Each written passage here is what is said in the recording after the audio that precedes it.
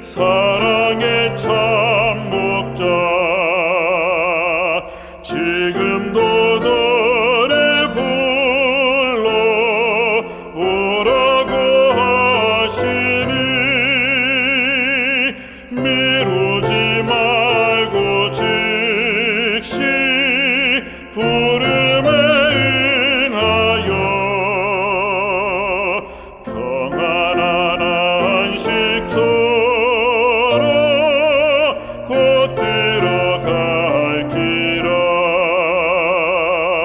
사랑과 온유로 부르시며 길 잃은 죄인들 돌아오기 기다려서 계신 예수님은 거룩한 목자로다.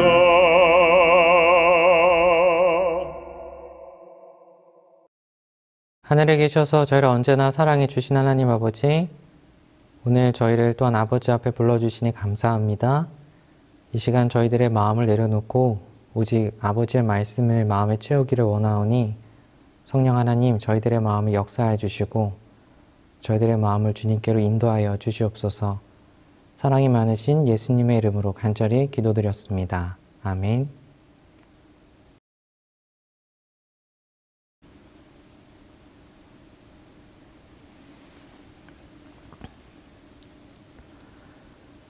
죄를 가진 사람을 우린 어떻게 해야 할까?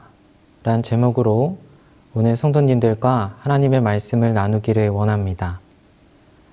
다 같이 하나님의 말씀 요한복음 8장 3절로 11절의 말씀을 읽도록 하겠습니다. 서기관들과 바리새인들이 음행 중에 잡힌 여자를 끌고 와서 가운데 세우고 예수께 말하되 선생이여 이 여자가 간음하다가 현장에서 잡혔나이다. 모세는 율법에 이러한 여자를 돌로 찌라 명하였거니와 선생은 어떻게 말하겠나이까? 그들이 이렇게 말함은 고발할 조건을 얻고자 하여 예수를 시험함이러라. 예수께서 몸을 굽히사 손가락으로 땅에 쓰시니 그들이 묻기를 마지 아니하는지라. 이에 일어나 이르시되 너희 중에 죄 없는 자가 먼저 돌로 치라 하시고 다시 몸을 굽혀 손가락으로 땅에 쓰시니 그들이 이 말씀을 듣고 양심의 가책을 느껴 어른으로 시작하여 젊은이까지 하나씩 하나씩 나가고 오직 예수와 그 가운데 섰는 여자만 남았더라. 예수께서 일어나사 여자 외에 아무도 없는 것을 보시고 이르시되 여자여 너를 고발하던 그들이 어디 있느냐? 너를 정죄한 자가 어디 있느냐? 대답하되 주여 없나이다. 예수께서 이르시되 나도 너를 정죄하지 아니하노니 가서 다시는 죄를 범하지 말라 하시니라. 몇 주 전에 비가 왔습니다. 그런데 집에 음식이 다 떨어져서 마트에 음식을 사러 가야 했습니다. 그래서 저와 저의 6살 난 아들 영찬이는 이제 각자 자신의 우산을 챙기고 길을 나섰습니다. 저는 제 우산을, 제 아들은 아들의 우산을 쓰고 마트에 갔습니다. 필요한 것들을 사서 돌아왔습니다. 그런데 집에 와서 보니 정말 재밌는 것을 발견하게 됐습니다.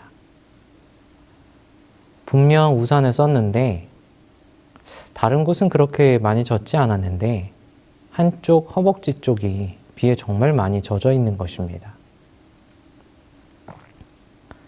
혹시 성도님들께서는 그 이유를 아시겠습니까? 제가 그 허벅지 젖은 쪽을 한참 보면서 생각해 보니 그 이유를 알게 됐습니다. 제 아들의 우산에서 튀긴 빗방울이 저의 허벅지에 딱 떨어진 것입니다.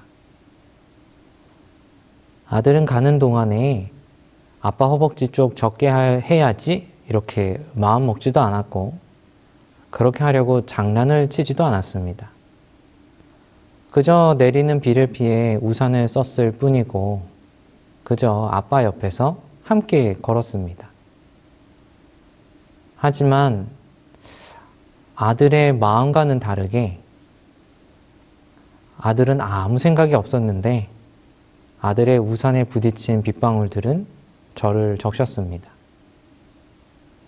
우리가 사는 세상도 죄가 비처럼 내리는 것 같습니다. 뉴스를 틀어보면 정말 세상에서 힘들고 어렵고 괴롭게 하는 뉴스를 찾는 것이 매우 쉽습니다. 길을 걷다 보면 소리 지르는 사람, 싸우는 사람 찾는 게 정말 쉽습니다. 정말 이 세상에, 죄가 있는 이 세상에서는 정말 죄에 젖은 사람을 찾는 것이 쉬운 것 같습니다. 비 오는 날, 비에 젖지 않는 곳, 젖지 않은 곳을 찾는 것이 어렵습니까? 쉽습니까? 죄가 있는 세상에서 죄에 젖지 않는 곳, 아는 곳을 찾기란 정말 어렵습니다. 온통 다 젖어 있겠죠. 그래서 때로는 우리가 본의 아니게 누군가에게 상처를 주고 때로는 의도적으로 누군가에게 상처를 주면서 그렇게 죄의 빗방울들이 서로의 삶을 적시는 것, 그것이 우리가 사는 세상, 죄가 있는 세상이 아닌가 생각해 봅니다. 그러다 보니 누군가 날 죄로 적셨을 때 마음에 돌을 들고 싶을 때가 있습니다. 이건 명백한 잘못이다. 나만 그렇게 생각하는 게 아니다. 누가 봐도 다 그렇게 생각하는 정말 명백한 잘못이다. 그러니까 나는 돌을 들 수 있다. 본문 요한복음 8장 3절에 서기관들과 바리새인들이 그랬던 것 같습니다. 서기관들과 바리새인들이 음행 중에 잡힌 여자를 끌고 와서 가운데 세우고, 음행은 성경에서 명백한 죄라고 잘못이라고 말합니다. 그리고 본문을 봐도 예수님께서도 분명히 죄라고 말씀하십니다. 11절을 보시면 예수님께서 여인에게 이렇게 말씀하십니다. 다시는 죄를 범하지 말라. 여인은 분명 명백한 죄, 누가 봐도 잘못한 것을 행했습니다. 5절입니다. 모세는 율법에 이러한 여자를 돌로 치라 명하였거니와 이 명백한 죄를 지은 사람에겐 돌을 던져 쳐야 한다. 서기관들과 바리새인들이 예수님께 와서 말합니다. 그리고는 예수님께 묻습니다. 선생은 어떻게 말하겠습니까? 즉, 예수님께 묻는 겁니다. 예수님 당신은 이런 명백한 죄, 돌을 던져야 하는 마땅한 죄를 지은 사람, 그렇게 죄를 가진 사람을 어떻게 대하실 겁니까? 이 질문을 저와 성도님들에게 한번 해보겠습니다. 성도님들께서는 명백한 잘못을 지은 사람, 누가 들어도 잘못한 사람을 어떻게 대하시겠습니까? 내 삶의 한 부분을 의도적으로 했든 아니면 무심코 했든 그렇게 죄로 나를 적신 사람을 어떻게 대하시겠습니까? 죄를 가진 사람을 우리는 어떻게 대해야 할까요? 죄에 적게 한 사람을 만나면 우리는 무엇을 해야 할까요? 1992년 7월 31일 미국에서 매우 슬픈 일이 있었습니다. 다음 사진을 보면서 어떤 생각이 드십니까? 이 다리는 와이오밍주 캐스퍼 외곽에 있는 프리몬트 캐니언 다리입니다. 이 다리를 보시면 어떤 생각이 드십니까? 한 여인에게 이 다리는 너무 슬픈 생각이 들게 했습니다. 2살 난 아이가 너무 울었습니다. 엄마가 너무 슬퍼해서 그런지 함께 울었던 것 같습니다. 아이가 너무 울어 남편은 다리 근처에 세워둔 차에 잠시 갔다 오려 했습니다. 그렇게 차에 잠시 갔을 때, 그때 다리 밑으로 그의 아내, 37살의 베키 톰슨이 뛰어내렸고 그 자리에서 그녀는 죽습니다. 뭐가 무서워서, 뭐가 그녀를 힘들게 했기에 37살이 된 어른이 남편도 있고 사랑스러운 2살 난 딸도 있는 그녀가 이 세상을 떠나게 됐을까요? 19년 전 그녀가 18살 때 이 다리에서 그녀는 남성 2명에게 성폭행을 당했습니다. 그리고 남성들에 의해 다리 밑으로 던져졌습니다. 다행인지 불행인지 그녀는 그곳에서 죽지 않고 살게 되었고 그녀의 증언을 통해 자신을 성폭행한 2 남성은 감옥에 가게 됩니다. 하지만 19년이 지나고 2 남성은 감옥에서의 생활이 마무리되어 출소하게 됩니다.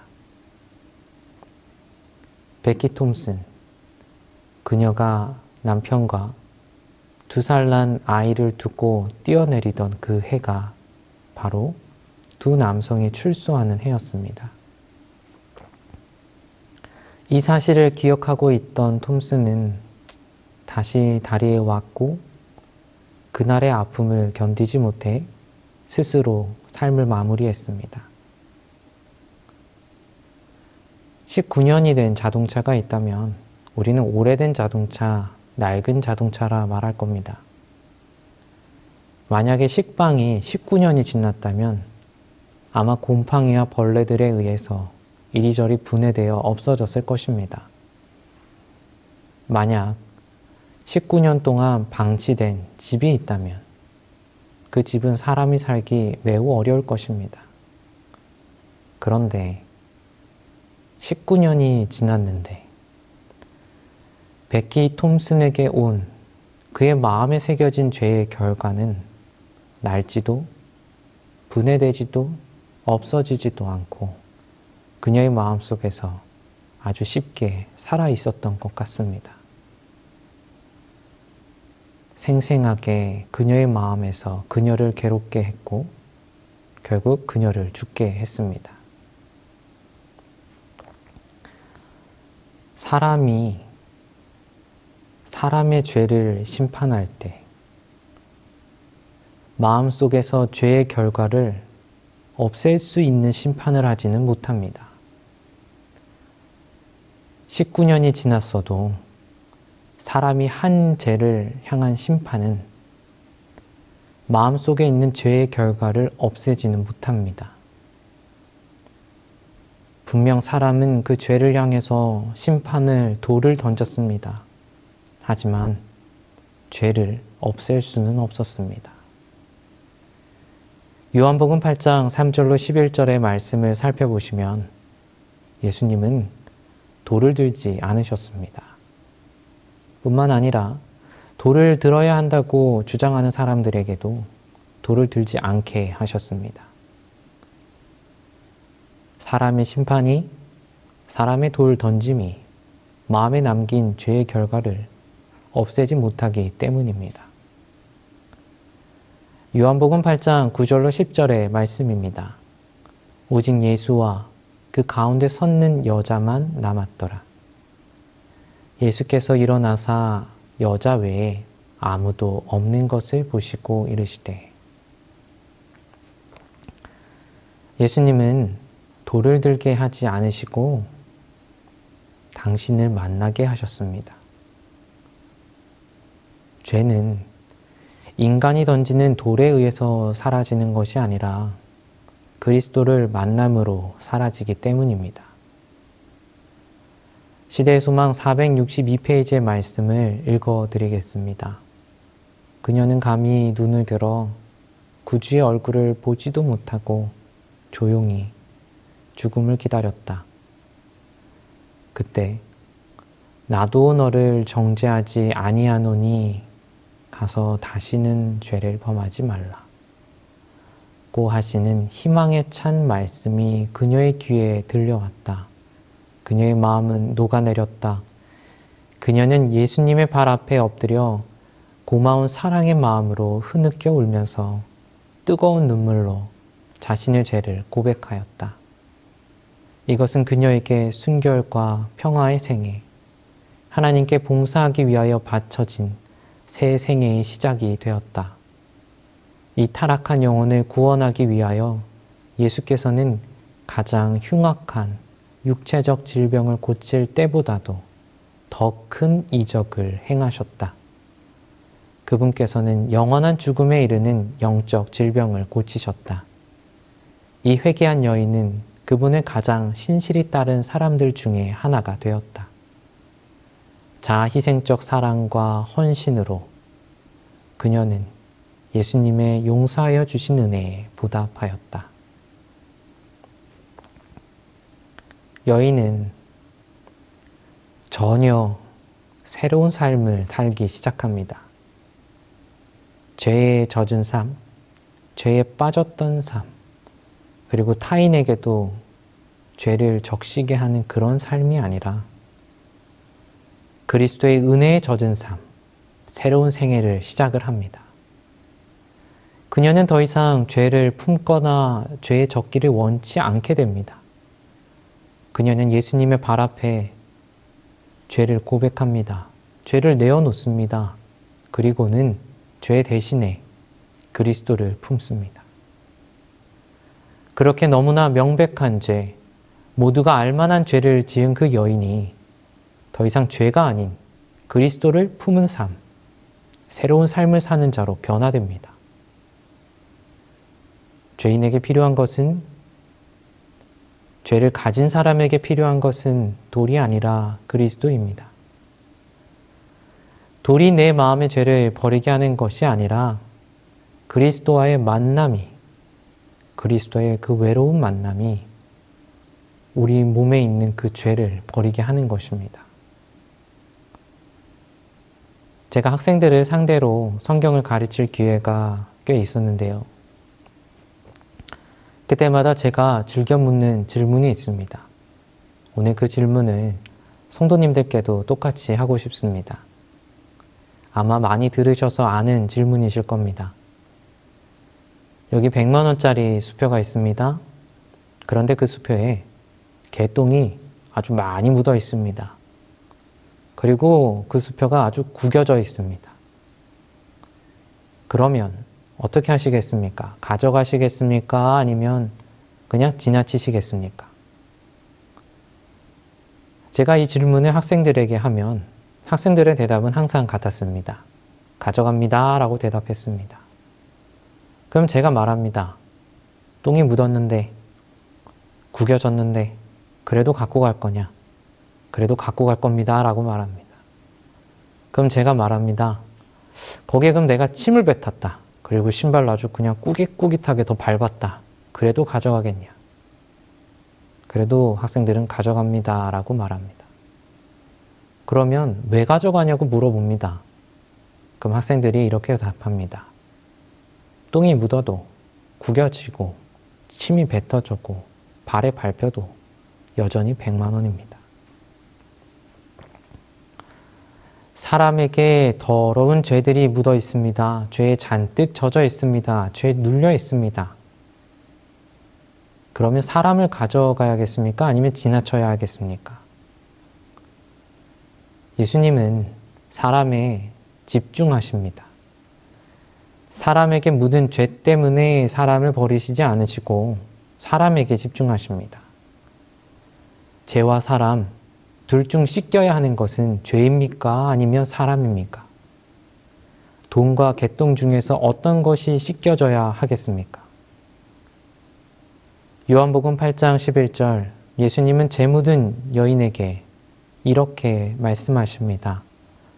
예수께서 이르시되 나도 너를 정죄하지 아니하노니 가서 다시는 죄를 범하지 말라 하시니라.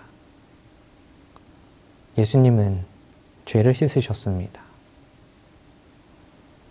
사람들은 죄는 사랑하면서도 죄인은 미워한다. 그러나 그리스도께서는 죄를 미워하고 죄인은 사랑하신다. 이것이 그리스도를 따르는 모든 사람들의 정신이 되어야 한다.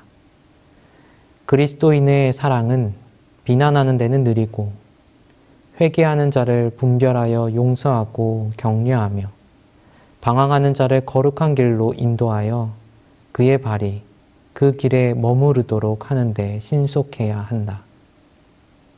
시대의 소망 462페이지의 말씀입니다. 예수님은 우리에게 알려주십니다. 죄가 씻겨야 한다고 말씀하십니다. 그 죄를 씻는 것이 돌이 아니라 그리스도라고 말씀하고 계십니다. 오늘 저와 성도님들의 삶에 그리스도를 외로이 만나는 시간이 있기를 소망하고, 그래서 우리가 죄에 젖을 수밖에 없는 이 세상에서 그분의 씻겨주심을 통해 새로운 삶을 살게 되는 기적이 나타나기를 간절히 소망합니다. 집에 가는 길이었습니다. 분명히 일기예보에 비가 온다는 말이 없었는데 가는 길에 갑자기 비가 내렸습니다. 차를 타고 가고 있었는데 길을 가다 보니 제가 하는 학생이 비를 맞으면서 길을 걷고 있었습니다. 그래서 제가 차를 세우고 학생을 태워 집에다 데려다 줬습니다. 비가 오는데 차에 타니까 비에 맞지 않고 집에 갈 수 있었습니다. 우산을 쓰지 않았지만 비를 맞지 않는 방법은 이렇게 차를 타면 됩니다. 죄가 비같이 내리는 세상에서 우리가 죄로부터 젖지 않고 사는 방법, 그것은 그리스도 안에서 사는 것입니다. 그것이 죄가 비같이 내리는 세상에서 그리스도인이 사는 방법입니다. 그리고 삶을 살다가 보면, 길을 걷다가 보면 죄의 비를 맞고 있는 친구가 있습니다. 그러면 차에 태우듯 그리스도의 마음에 탈 수 있도록 인도하면 되는 것입니다. 그것이 우리 그리스도인들이 사는 방법이 아닌가 생각됩니다.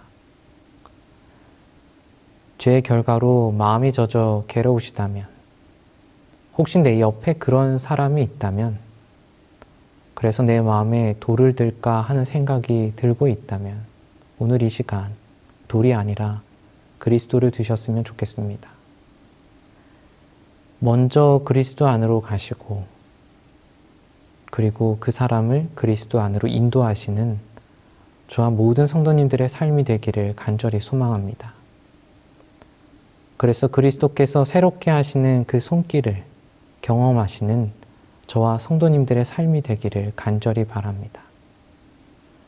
오늘도 우리를 인도하시는, 우리의 삶 속에서 언제나 우리를 태우기를 원하시는 그 품에 나아가시는 저와 여러분이 되길 간절히 바라며 오늘 말씀을 줄이겠습니다. 감사합니다.